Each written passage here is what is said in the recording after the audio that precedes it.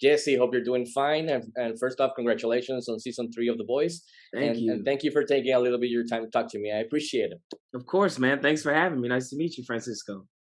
So, one of the things I really enjoyed and appreciated about this third season was the time spent on A-Train's arc development. Through him, the series touches interesting themes such as hypocrisy, racism, Black Lives Matter, management of public persona and brand, revenge, family, and lots Mhm. more. So, as an actor, Jesse, of all these themes, which one did you have the most fun exploring this season? Oh man, I think I had the most fun. I mean, this is a less prominent, but it was a very dominant aspect to his story arc this season was his sense of purpose, his like desire for like finding purpose again. His whole being, A-Train, the fastest man alive, the runners, that's his identity. It was kind of stripped away from him.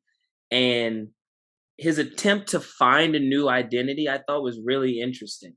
It's one of those things that like you kind of always hear about. You always hear about like midlife crisis or like an identity crisis, and it kind of just doesn't, until you get there, it doesn't really relate.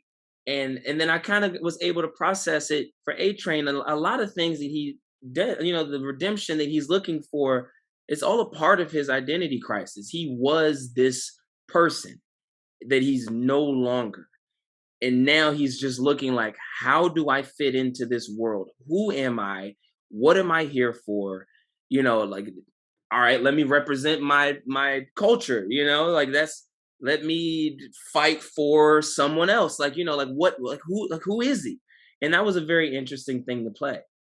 Definitely, we appreciate it as fans. So one of the most important and actually touching moments of the series so far is in the Hero Gasm episode when A Train generally apologizes to Huey about his ex girlfriend accident and death. Yeah. So how key is this moment for A Train in his character journey? And also, how chaotic or distracting was it shooting with all the mayhem, extra, and nudity surrounding you guys that day? It was distracting at first, but once we got in the zone, we were locked in. It was like we forgot about everything else. It was almost like we were in a room by ourselves. But at first, it was very distracting. It was almost like you kind of have to see everything so that you can forget that it's there. You know what I mean? Let me just Yeah. scan the room, and it's like, okay, now I can focus. It was one of those things, but it was single handedly the most pivotal moment for A-Train. I think that moment was even bigger than him seeing his brother being injured on the ground, or like having that moment of realization of like, my brother can't walk again when he's in the hospital and he's hearing the doctor talk. You can only imagine the things that are going through his head in that moment, but he's filled with like blind rage still. Up until that point, he's still not quite able to process what's happening to him yet, until he sits there and he talks to Huey, and Huey asks him something that almost blows his mind. He can't believe that this guy is still dealing with this, and then he like realizes, oh shoot, so am I.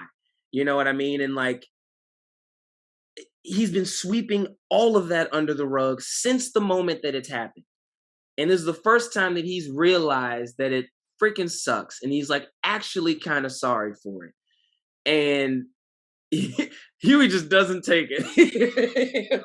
Which is Yeah, it's like great. what?